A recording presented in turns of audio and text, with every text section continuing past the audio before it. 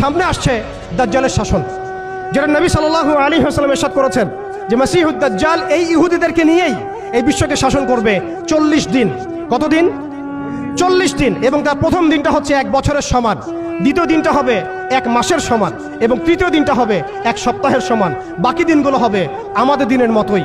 এই কথাটা আমাদের প্রিয় নবী মুহাম্মদ রাসূলুল্লাহ সাল্লাল্লাহু আলাইহি ওয়াসাল্লাম তার পবিত্র জবানে বলে গিয়েছেন বিধায় বিশ্ব এদিকে এগিয়ে যাচ্ছে। এরপরে কি হবে সেটাও প্রিয় নবী সাল্লাল্লাহু আলাইহি ওয়াসাল্লাম আমাদেরকে জানিয়ে গিয়েছেন। এইটা আমাদের আসার জায়গা। আমি যে শুরুতে বলেছিলাম যে আমাদের এই সমাবেশটায় আমাদের ফজিলত, আমাদের গুরুত্বটা বেশি তাদের চাইতে। আপনি জানেন এর সমাধান জিহাদ, আপনি যেতে পারছেন না। আপনি জানেন তার সমাধান হচ্ছে সামরিক আগ্রাসন, আপনি চালাতে পারবেন না।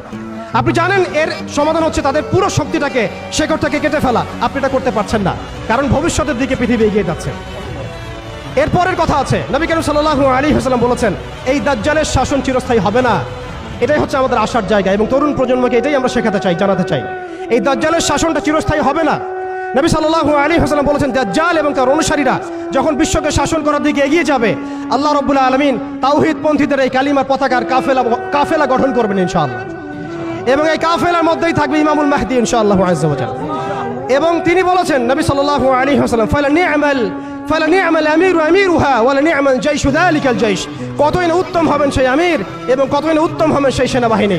তোমরা যদি বরফের উপর সাঁতার কেটেও হয় তবুও সেই জাইশের মধ্যে যোগ দিও। এটা আমাদের সামনে আসতে যাচ্ছে। পৃথিবীর প্রত্যেকটা জায়গায় আপনি দেখবেন তাওহীদপন্থীদের কাফেলা গঠন হবে, ইসলামী রাষ্ট্রগুলো দাঁড়িয়ে যাবে ইনশাআল্লাহ। আপনি দেখেন সিরিয়া পরিবর্তন হচ্ছে, আপনি দেখেন আফ্রিকা পরিবর্তন হচ্ছে, আপনি দেখেন বাংলাদেশ পরিবর্তন হচ্ছে, আপনি দেখেন প্রজন্মের চোখের মধ্যে তাওহীদের ক্ষুধা, আপনি দেখেন প্রজন্মের চোখ জলজল করছে, তারা ইমানের দিকে আসছে, আমলের দিকে আসছে, ইসলামের দিকে আসছে। সময়, time is closing down to the আখিরুজ জামান ইনশাআল্লাহ।